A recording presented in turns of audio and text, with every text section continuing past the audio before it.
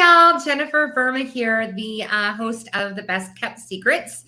I'm joined here today by Kim Wallace, our famous farmers insurance agent. Kim, if you could come on the screen, or Lennon, if you get her on, as well as Jerry Tuzzell. He is the co-founder of a platform called Influence the Cause. Lennon, can we bring Jerry on? Awesome. Hello, everybody. How are you today? How are you? I'm awesome. How about yourself? Everything's good. Everything is good. Okay, so Kim's decided to join us again. It's been busy. Took a little break, right?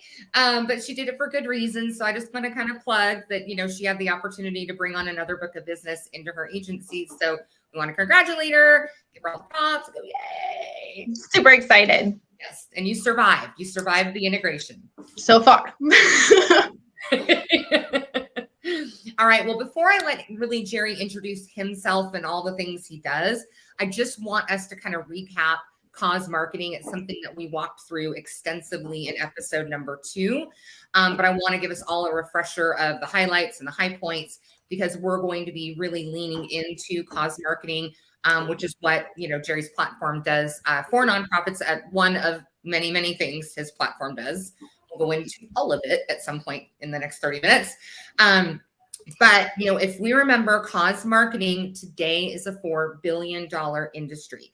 And because the millennial spend is about to eclipse that of the baby boomers, it's anticipated to be a $20 billion market by 2025. So what does that mean to everybody? Millennials are demanding that businesses take social responsibility, and businesses are clamoring for solutions on how to help. And nonprofits always need more money, especially with the economic climate that we're in. There are fewer donors. The donors that are donating less. So we're having to get a little more creative about how we help them. And to kind of make matters worse, Amazon Smile shut down on February 20th of this year, though they felt they weren't making a big contribution on a per nonprofit basis, because their average contribution was $240 per charity in 2022. When I speak to the charities themselves, they actually felt like it was a blessing to have Amazon Smiles. It made a huge impact. And so there's this void in the market, in the nonprofit space, for passive type fundraising solutions, which, really this is something that Influence the Cause and Jerry has done. And, not knowing that Amazon Smile is going to shut down is just something they envisioned long, long ago. So all that being said, I want to introduce Jerry Tuzzell. Jerry, why don't you go ahead and tell us a little bit about yourself, about, how you got here, how Influence the Cause became into being. And I'm just going to stop talking. So. Oh, well, you got a couple hours. Right. Thanks, Jen. Jerry Tuzzell, co-founder of Influence the Cause. My background, basically, I was in real estate for 25 years. Kind of fell into this after I kind of semi-retired from that, looking for something different to do. So what we looked at in the industry and trying to figure out, what was missing in the platforms that were out there, and there was a lot of good ones out there, but it didn't combine all the aspects of small to medium nonprofits, businesses supporting more sponsorship campaigns, and how to integrate and engage more supporters inside each campaign in the community. So that's how we came up with Influence the Cause, basically. So, we looked at all the different aspects and kind of made it 3 separate units into one. The small to medium nonprofits now have a turnkey marketing platform that they can utilize, that we help them walk through their whole process up to campaign and get them going faster. Go ahead. I'm sorry. Go ahead. More small mom and pop businesses now can sponsor more campaigns at no cost. Right. We look at everything at saying, there's no checks to be written if you want to go get and ask for checks, and no tier levels, no things like that. We incorporate the business aspect of marketing inside each campaign. And then obviously the engagement of supporters through our playanthropy is what we call it. And it's basically the gamification of fundraising, where the more you support campaigns, the more you build your philanthropic legacy, a real one, inside the campaign, with leaderboards and badges and things like that inside there. Engage more of the community support inside there and acknowledge everybody's efforts. Okay, so Kim, did you get all that? It was a lot, but I liked it.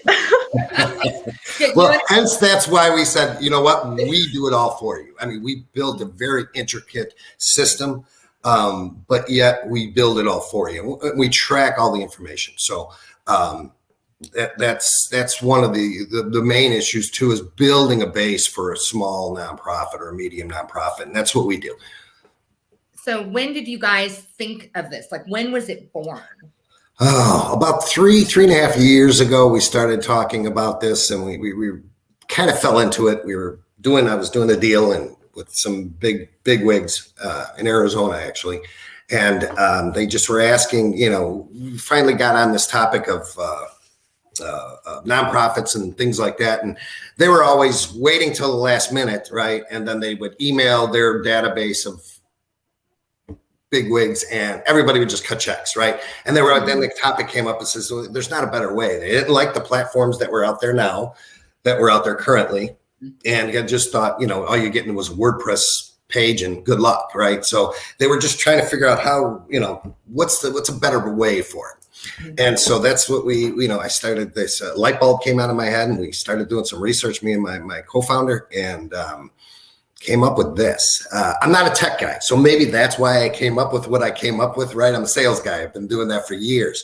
And when you look at the business aspect of it, right, of what does a nonprofit need, or their marketing, just like any business would market, right?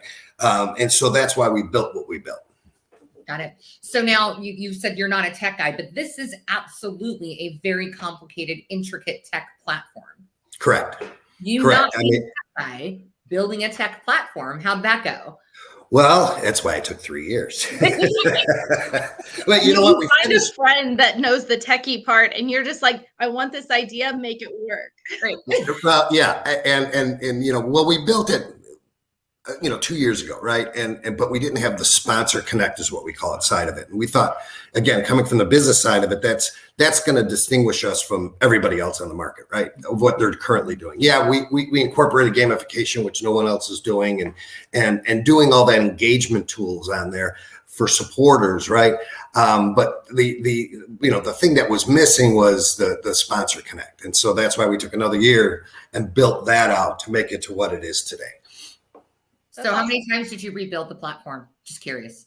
Pardon me? So how many times did you rebuild the platform? I'm just curious, coming from a serial entrepreneur in tech startups and some of the challenges involved. Well, 3 times. I think that sounds about right. 3 times. Yeah. That's a lot of vigilance to keep going toward that. As you were building it, were you finding there was a really good response from the nonprofit and the business community and the folks that you were talking to? You know what? Everybody, I hate to brag, but I mean, everybody, was just like, same as you going, it's like you look at it and you go, wow, you built this? And you're like, well, yeah. And, the other reason why was there was no tech being spent on the nonprofit world, right? There's a lot of different things for CRM and all this stuff like that, but not real marketing tools, right? Just like you would for a regular business. And so that's why we said, you know what, there's a big need for this. And so, everybody was, looking at this going, well, why don't you stop here and just launch this and do it that way? And, that type of thing. And we all look at each other and go, well, why didn't we? But it is what it is. And I'm proud of what we did. And the response has been great. That's fantastic. Okay, so now I'm going to ask more of an altruistic question. Being a person who has also started sort of a passive listing service type thing, similar but very different from what you do, how rewarding is it as you're helping these nonprofits? Like, oh, it's tremendous, because they would not have a way to do it otherwise. Especially when you're starting helping, again, some of these smaller, even the medium-sized guys, and I always ask the question of what makes them a small or medium nonprofit. And I say how much resources they have, right, to work on it. Not necessarily how big their following is or how big their staff, but how much resources do you have internally to work on this? And that's kind of what gauges me. And you wouldn't, some of even the medium guys who are raising a good amount of money, 150, 200,000 a year, have 2-3 people, that's it. Which is good, but again, but what hurts is their marketing side, right? And so that's it's huge. Well, it's a double-edged sword, really, because when I talk to, like, my friend is a donations manager at Communities Foundation of Texas, and we talk about what those problems are. There are big wigs that write a check to CFT because they're a nonprofit, but their mission is to help all nonprofits in Texas, right? So though you need resources to do marketing, people that donate don't want to donate to organizations that have large overheads. So Right. it's like, how do you balance those two things, right? And the more conversations I have, I know that, Influence the Cause leans heavily into helping the nonprofits, almost like a turnkey, out of the box marketing solution. So you don't just throw the platform over the fence at them and say, hey, good luck, have a good day. You actually engage and help and help create those campaigns and do that. But which is great, because as I talk more to the nonprofits themselves, the one recurring theme I get is, hey, those are great solutions, great idea, but I have 27,000 jobs already. I don't need another one. And I don't know if I could be effective doing this because I don't have time. So Right. the more you can empower them with either the marketing collateral, the tools, or the support, or whatever, it's going to make them successful, not just, hey, here's some technology, good luck with it, because that's just not going to do. So you guys have like the perfect storm, the perfect recipe for success. Yeah. I mean, as long as they give me the story and their mission and their vision, and, I can't make up pictures, I guide them. As long as they give me the foundation, I'll call their sponsors. I'll walk them through it. I'll create the page. I'll create the marketing campaigns. I'll create the press releases, whatever they are looking for, whatever they're trying to do in their current base, right? Because a lot of them don't have, or even give them a start, say, okay, where are you starting, right? Because that's the key. You have mostly, they all have the story and they all can get the pictures and the videos and the things like that. But where are you starting from? Where's your starting point, right? Is it local? If it's local, okay, let's start talking to the local community and then branch out from the grassroots and then work our way up that way. It just gives them a sense of that they don't have to worry about it anymore, right? That they're just the calmness of going, okay, I have this great tech now I could utilize. Doesn't cost me nothing up front, and I don't have to do anything except basically tell these people my story, my vision, and then work it from there. And then all of a sudden they have a marketing page ready to go. Right. Hey, Jerry, I've got a question. So have you guys done the research of now people who are on the program, how much percentage higher they're collecting each year versus before they were on the program? Well, most of them that we're dealing with is zero, or very low, right? And so we had just rolled out. We ran about half a dozen beta campaigns last year and really rolled it out to the general public this year, right? And so we just are starting to get all our campaigns up and running. But most of what we're dealing with, are at the 0 to 50,000 range as far as what they've ever ran, right? A lot of them were working at it, our grassroots guys are just starting out. So, which is good because that gives me a level of confidence that says, that they're allowing me to be a part of what they're trying to do and grow right off the bat. So, do I have that number? No, not exactly, because I'm working with a lot of smaller to medium-sized groups. Well, I mean, it really just makes it uniform for them because they don't even know where to start. You don't know what you don't know. They don't know where to start. It sounds like this program just kind of says, okay, you had this idea for this nonprofit. Now let's actually help you execute it because we've got a platform that's going to do that for you. Correct. Mm-hmm. Right. Our platform does more than one thing. I mean, we're talking about donation dollars, but we also want to build a base, right? Because of what our platform does, it's not all about the donations. Because our gamification side of it. I'm going to stop you there because that's where we're going to go into our next segment, Jerry. So okay. You're one step. So I'm going to let us cut to commercial break. When we get back, Kim's going to tell us her crazy insurance story, which I've missed terribly over the last month or so, what have you. And then we're going to go into the actual platform, the different tenants and components of the platform, and kind of dive into each one separately. So, sure. London, take it away. Save to Support provides small businesses with a way to give back to any and all causes by providing consumers value in exchange for their donation dollars. When a consumer subscribes to donate on the Save to Support platform, 90% of the subscription is donated to their selected charity, and the consumer gets 20% off of all products and services in the network of participating businesses. To register as a nonprofit, supporting business, or to subscribe to donate to your favorite cause, go to savetosupport.org. That's save, the number 2, support.org. Support, shop, save. My name's Kim Wallace, and I've been in insurance for over 12 years. I started out as a staff member in an agency helping service customers, and I absolutely loved it. Knowing that I could help people even on their worst day just to make it a little bit better was rewarding for me. We take a look at each individual family and we develop a plan that best suits their needs. Let our office give you the peace of mind to know that we've got you covered. You can call or text our office at 469-604-4484 for a free quote or a policy review. Or you can check us out on Facebook at Insure Frisco.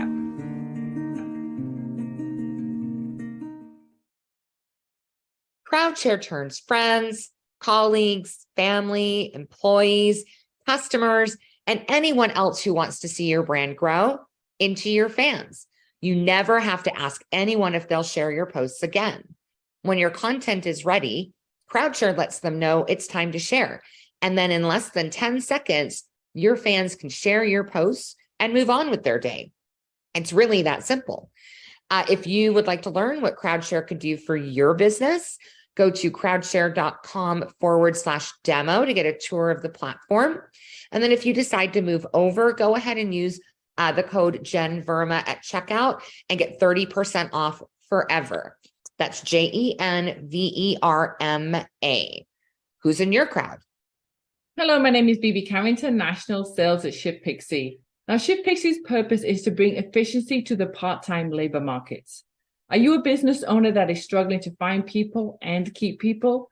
Well, the good news is we've curated the largest population of available workers in the country, and they're ready to work for you. You can get access to a live, local, on-demand workforce, so you never have to worry about those shift gaps again. Our technology and our engagement will also help stop that toxic turnover that a lot of operators are facing.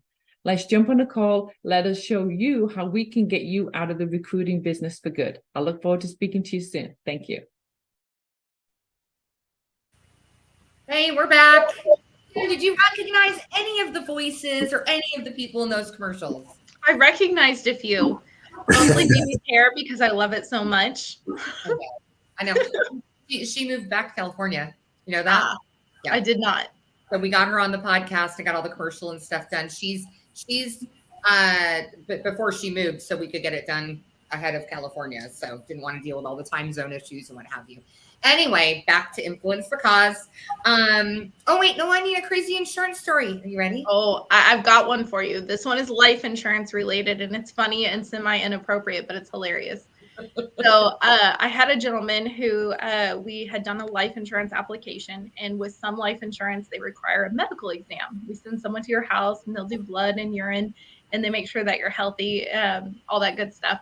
So the guy had set the appointment like 2 weeks prior, and I guess he forgot about it. So Monday morning, the examiner rings his bell, shows up at his house, and he goes, just 1 second. And he calls me from his bathroom. Okay. And he goes, Kim, I forgot about the medical examiner coming. And I'm like, okay. And he's like, she's here right now. He goes, is that a problem? He's like, well, I'm going to be honest with you. It was my buddy's bachelor party this weekend, and we went to Vegas. And I go, okay. And he's like, there may or may not have been some blow involved. And I was like, okay, tell her you're not feeling well, or that you had pancakes for breakfast because you can't eat something super sugary beforehand. He goes, and I'm laughing so hard, and he's whispering in the bathroom with this lady in his living room, and he's like, understanding, and I'm laughing so hard I can barely contain myself. Like, it was a funny one. I'm just like, we'll just reschedule it for a few weeks. That was good. That was a good one. It was pretty good. So when I got life insurance, back in my 30s, I was pregnant when they did the medical exam, like probably 6, 7, 8 months pregnant. Like I was pregnant. And they denied me. And I called up the insurance company and I'm like, why did you deny me for my life insurance? They were like, well, you showed whatever the chemical was that infers that you're an alcoholic. I'm like, that would be a pretty big problem because I'm 8 months pregnant. It's like, I go, does that chemical create when you're pregnant? Does it? Oh, they're like, oh yeah, you see it when people are pregnant too. I was like, yeah, there's that. I ended up getting approved. I was like, why don't you call the medical person that came to do all the blood work? I said, just call her and ask her if I was pregnant. They're like, yeah, we'll do that. That's a good idea. Yeah. Okay, Jerry, back to you. All right. So There's a lot, like the platform is a lot. So I want to make sure we break it down into the three, because it's a three-legged stool, really. Correct. I want to kind of talk through each one independently. So, I mean, start with whichever one you want, but let's deep dive into the first one, whatever. Well, yeah, I mean, the organization side obviously is the most important one, right? And what we provide inside the system in order to project to the community their cause and what they're doing. And so, you know, we want to make sure that the landing pages are in good order, sound order. You know, all the marketing that we do on the side, everything's tracked the way we do it, right? So we want to build their base as just as much as we want to fund their cause, right? So it's a twofold thing on the front end for the organizations. Go ahead. So the organization calls you and they can start a campaign, which is a landing page, right? Correct. When they start a campaign, do you say, is it like just an ongoing, unlimited, we just keep marketing forever? Do you say, I want to raise $10,000? Like, how does that work? Yeah, I mean, what we want to do is obviously do it in increments, right? And so what we're trying to do for each campaign is make sure that they're getting out there and then follow up with those subsequent campaigns showing where the money went, how the money is being spent to the supporters and what they're doing and thanking them in that aspect, right? So we want to make sure that each campaign builds up on each other. Do we want to run campaigns for a year? No. Can you? Yes. But our thing is to do it increments, 30, 60 days, somewhere around that range is always good to build a base. And especially if you have multiple sponsors, right? Because each sponsor, you'll see when we get into the sponsor side, the way our sponsorship connect is set up, it's we try and incorporate as much as we can to help people promote their product, to promote their cause, right? And so that's what we want to do inside each campaign. So the more the merrier, because each campaign can have separate sponsors. So you speak of sponsors. Those are businesses. Correct. Typically are your sponsors. Okay. Correct. And so let's talk about that real quick and just the business side. Like what is it that they're doing? What's in it for them? And how are they engaging with the nonprofits? Well, the sponsorship side of it is more of a marketing for the sponsor, right? Think of it as Arizona. I keep saying Arizona because I used to live there. Amazon Smile, but reversed, right? Mm-hmm. Whereas in the organization gets the donation and the sponsor gets the customer, right? So instead of the other way around. So that's what we do. So they're promoting their products and services inside each campaign. So as a use case, like a business, if they want to be a sponsor on your platform, do they have to get invited by a nonprofit, or can they just go to Influence the Cause and say, hey, we want to sponsor nonprofits. We have some deals we'd like to put out there. Either way, we do it both ways. Our Sponsor Connect is a platform where sponsors can sign up and get their own accounts and search for organizations in their community to sponsor, and vice versa. Organizations, once the sponsors are signed up, they can search for the specific sponsor that they want to do. Sponsors can also run campaigns for their own specific nonprofit organization as well. Okay, so they don't have to. They can, if they have their own, or if they just want to give to one, they can run a campaign for them. Correct. So let's say I'm a business and I want to sponsor some things. What does a deal look like? Like, how does that? What am I giving? Like, is it a pizza place and, sign up and, buy this coupon? Well, think of it as, everybody knows, think of it as in-kind donations, right? That's what we're promoting, in-kind donations. You're able to do coupons, 50% off, buy one, get one free, things like that for support, for just sharing a campaign. So again, we look at it and we go, okay, if a sponsor, go ahead. Let's go back to I'm trying to understand from a business perspective. Uh-huh. What do I create on your platform? What does a deal or a coupon look like? So I say, what does it look like? Is it anything that they would want to do? If they're promoting their products and services this month, a new product wants to come out, let's say, they can promote that inside there in the form of in-kind donations, right? So if a supporter shares, they get a coupon. If the supporter donates, they can get a gift card that says, spend $100, get $20 off. Things like that. So think of it as Groupon inside of a fundraising campaign. So I, as like a pizza place, because I don't know if everyone knows what in-kind donation means.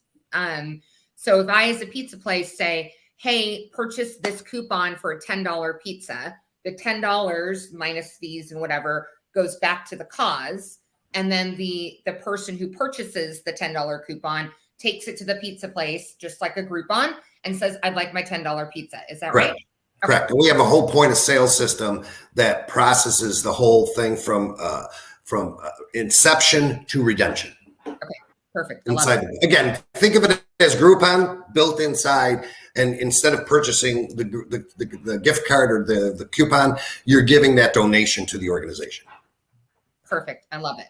And then the business gets the new client and can, they patronize them a different way down the road. The business is sharing into the database, correct. And that's one of the things that we do. So they get the data as well of the customer. Correct. Correct. All the supporters inside the campaign, they'll get access to that inside their dashboard. Yes. It is the new gold. That's fantastic. I love it. It's new oil, rather. Sorry, wrong metaphor. Right.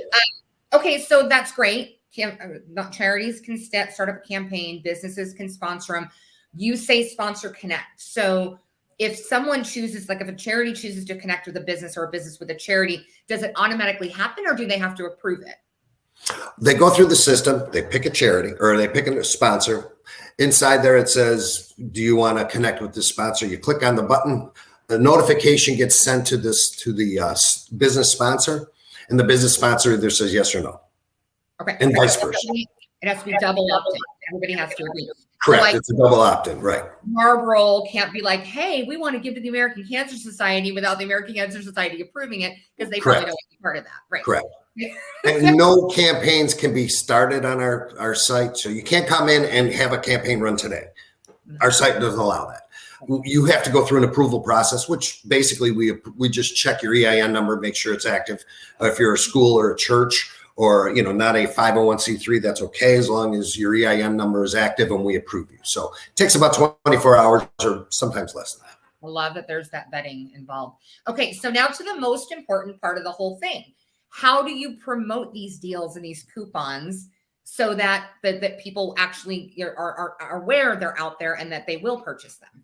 Well, the mindset that we have in there is obviously the sponsor is going to promote it to their base, right? If they're promoting a new product or service or buy one, get one free or whatever it may be, they're promoting it to their base. That's one aspect. So we look at the organization and say, okay, we have the sponsor database we can hopefully connect to. We have the organization database that we connect to. And then we have our database that we can connect to, which is around 80,000 people, somewhere around there. So that we push it, we help promote it on a weekly basis as well. How does playantropy play into it? Sorry. Well, that's our promotion side of it, right? And so each organization now can have their own, if they wanted to promote their supporter of the year contest, things like that. So now they have the data to be able to say, okay, who are my volunteers, right?